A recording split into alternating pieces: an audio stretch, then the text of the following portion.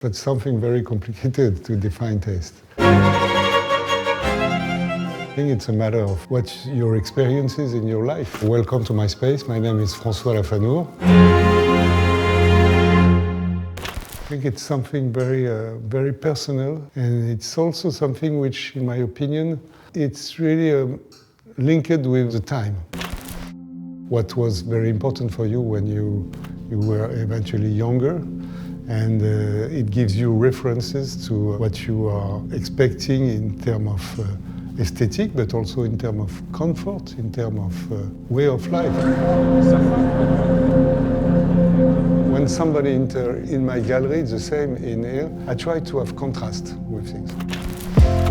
A sofa made by Jean Prouvé for the Russian embassy in the very early 40s. And behind you have a sculpture of Alan Jones. He's an English artist. Well, I like the people come inside.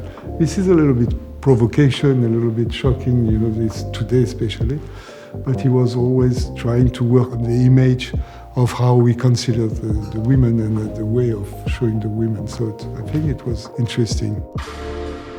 I remember that André Malraux made a Musée Imaginaire. I was pretty young when he was talking about this, and he said to make the relation between two objects which are not from the same period and to make that kind of relation. And for me, that's maybe something which I keep in mind always. Very classical sculpture by Nanjon Paik, this Korean artist.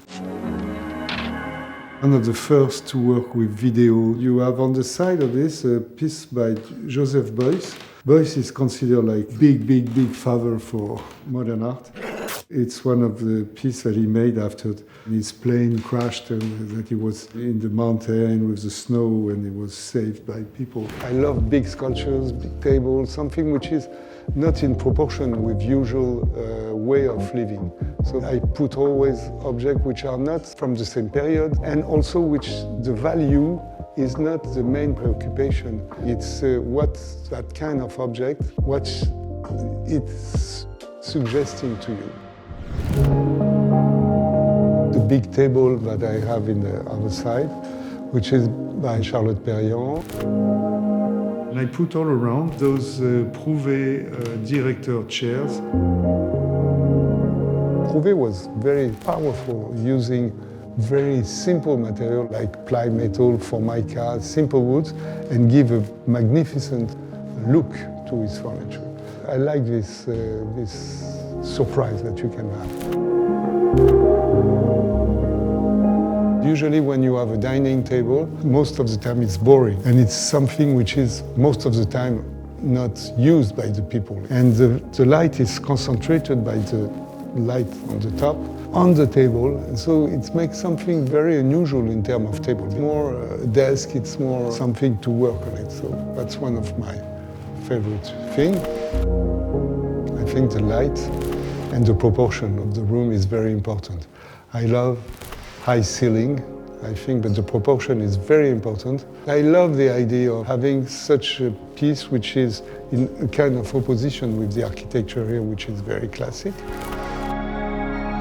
On the wall we have a piece of art that I love by Tinguely, artist from Switzerland living in France. It's a very important artist also from the 60s. You never know exactly when you can expect the light stop or come.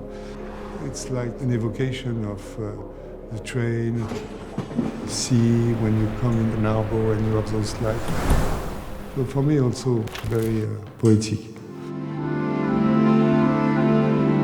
The way I'm working, it's not especially to go in auction and to myself. I try to find by the archives, by the way of looking in books, to find things where they were produced originally and to be capable to buy them before they are on the market, which is really a value more interesting. Architect, artists who always try to make the link and to make a kind of fusion between all those different expressions of art. Of course, a chair is not a painting, but the intention, when the chair is good, when the car is good, anything, objects, you need a lot of reflection, a lot of intention, and why should be not considered like a piece of art, I don't understand.